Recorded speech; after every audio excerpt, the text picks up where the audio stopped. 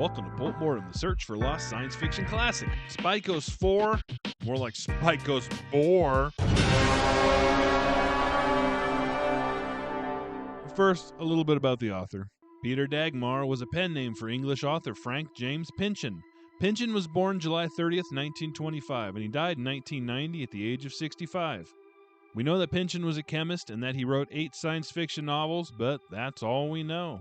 Which brings us to Spykos 4. Life in the city of Linos was calm, steady, and fascinating. Here was the pulse of our space waves. The planets of Spykos were gradually being explored and, where congenial, populated. Every year, more migrant ships left for Arca, Ceria, Charis, but Doros was home for all.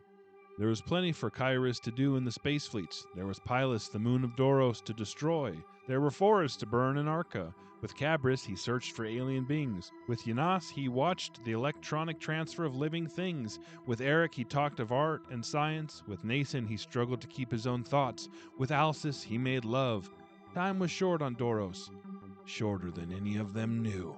Spykos 4 is an original novel, first published by Digit Books in 1965. I have that Digit edition. It's 154 pages and originally cost this many. The cover artist is unfortunately uncredited, which is a pity because I love it. The spaceship is so soft and pulpy looking. It really is a fun cover. There are a few copies of this book I was able to find online for the $5 to $10 range, but none of them in the States. They're all UK or Australia. So if you're interested in this and if you're in the US of A, you're going to pay like 4 times that in shipping. All right, let's talk about what I like. Digit Books. Now I have a few digits. Sorry about that.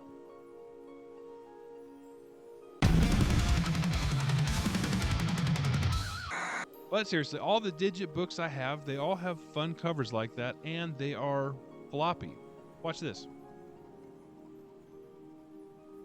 Look at that.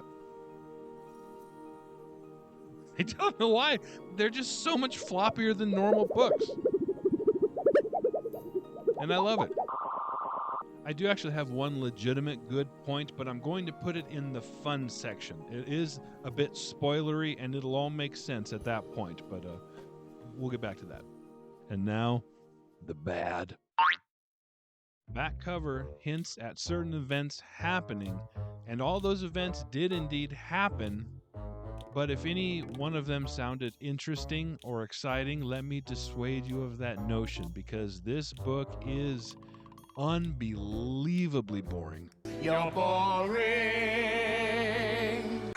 I kind of skipped giving my own synopsis, which I do sometimes in these reviews, and I know that if I would have done that, it would have piqued interest, and you would have been like, okay, that sounds like something. Nope. No. No, it's dull as heck, and there are multiple reasons. First of all, Pynchon, he doesn't emote at all with his writing. There's no emotion. There's no described emotion. I don't remember the characters experiencing a single emotion. You're accepted into the Space Fleet Academy. Your art gets featured on a world stage. You discover faster than light travel. Your brother dies. Aliens nuke your newlywed wife.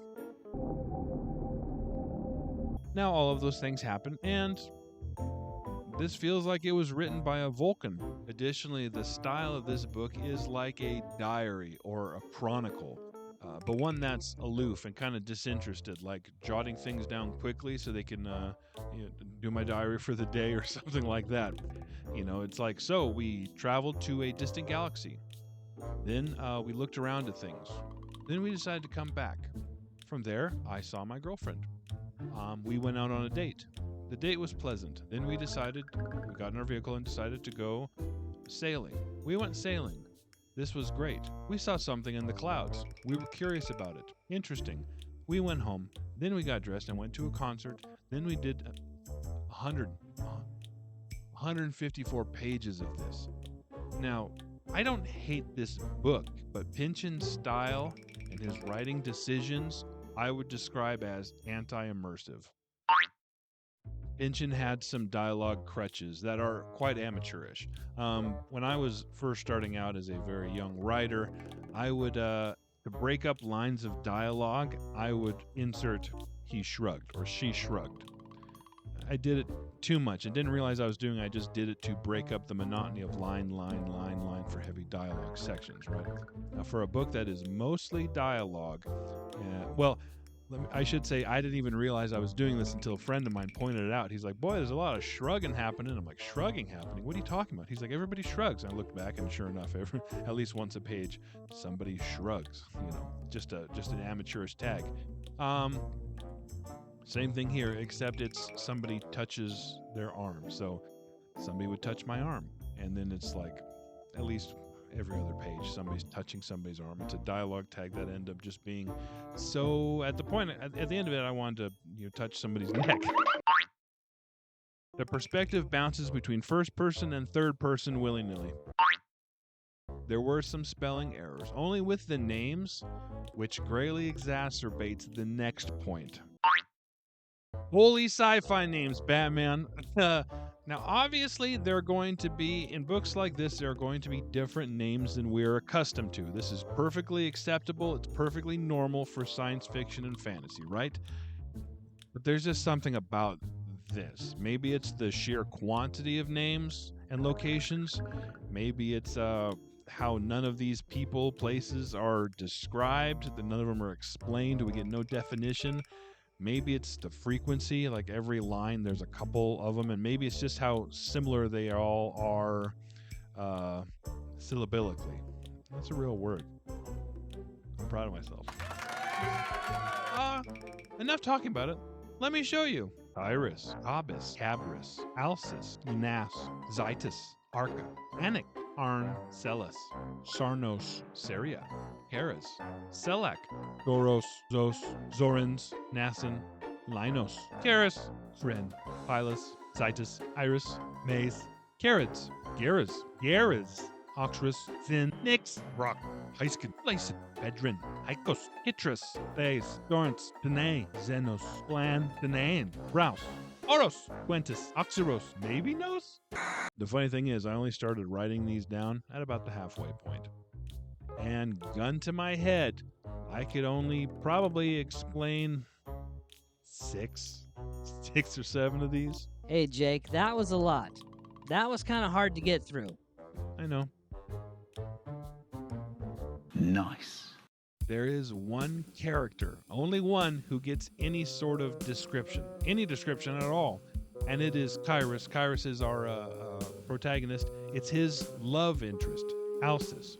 Now, we learned that she has long, sensitive fingers. This is reiterated multiple times. Our hero comments on this a lot. How he's just infatuated with these long, sensitive fingers. Does anybody else feel weird in here? I mean, it just doesn't matter how many times I see it. I'm just so... Nice. Did you know that he took his wife to Pilus? There she died of space fever.